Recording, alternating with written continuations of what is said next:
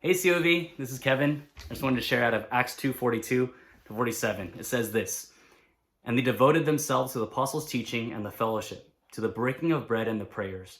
And awe came upon every soul, and many wonders and signs were being done through the apostles.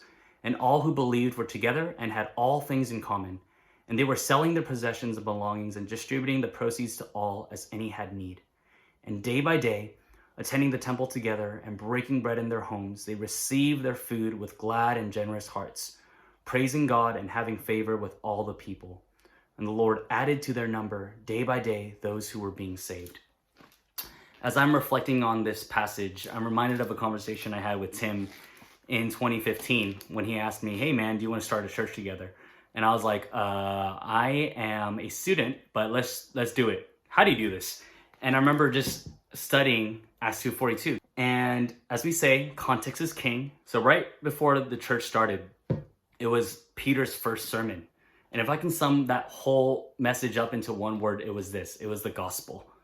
And it was out of the gospel that even Tim talked about this week, out of this abundant grace and this message of this good news, that the church's response was to love one another, was to give everything to one another. They devoted themselves. And with that being said, I know 2020 has not been easy. Many of our plans have changed. Some of you guys know I was supposed to leave to Indonesia in March. It's September now. It's been crazy. I get it.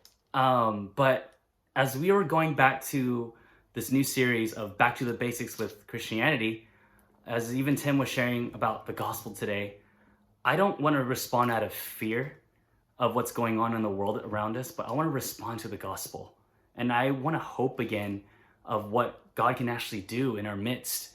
Because John 13 actually says, how will the world know that you are my disciples? And it's by the way we love one another. And so with that being said, I know we drill it in your guys' head every single week. There's community groups, that there's Discord, that there is Zoom calls at 11:30 a.m. today.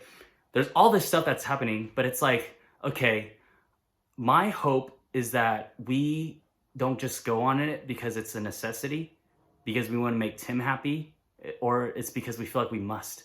But honestly, go because it's a response of this good news.